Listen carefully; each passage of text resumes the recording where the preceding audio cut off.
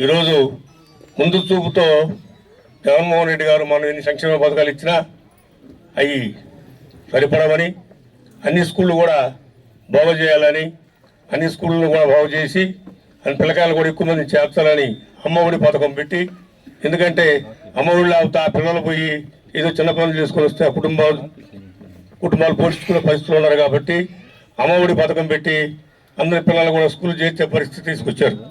తర్వాత ఈ పిల్లలు పెద్ద అయ్యేటప్పటికి మళ్ళీ మెడికల్ కాలేజీలు కావాల్సి వస్తాయని సెంట్రల్ గవర్నమెంట్తో పోరాడి 17 మెడికల్ కాలేజీలు తెస్తే 17 మెడికల్ కాలేజీల్లో 6 పూర్తి చేసి 6 కూడా రన్నింగ్లో ఉన్నాయి.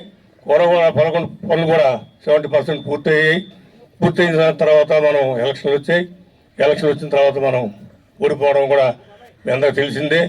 కాబట్టి ముందు చూపుతో ఎస్టీ, ఎస్సీ, బీసీ మైనార్టీలకి మెడికల్ సీట్లు కావాలంటే గవర్నమెంట్ ఉంటేనే వాళ్ళకి డొనేషన్ లేకుండా వస్తాయనే ఉద్దేశంతో ఈ కాలేజీలు నిర్మిస్తే చంద్రబాబు నాయుడు గారు వాళ్ళ సొంతం చేసుకోవాలని ఈ కాలేజీలని ప్రైవేట్ పరం చేయడం జరుగుతుంది. అది చేయకూడదనే ఉద్దేశంతోనే ఈరోజు ఈ కోటి సంతకాలు శేఖరంగా జగన్మోహన్ రెడ్డి గారు ప్రవేశపెట్టారు. కోర్ బజార్లో కాలేజ్ ఉంది, స్కూల్ ఉంది, హై స్కూల్. అది ఎప్పుడో 1950లో కట్టారు. అది మీ అందరూ తెలుస్తూనే ఉంటుంది. ఆ స్కూల్ పడిపోతుంటే ఎవరు పట్టించుకోవాలి.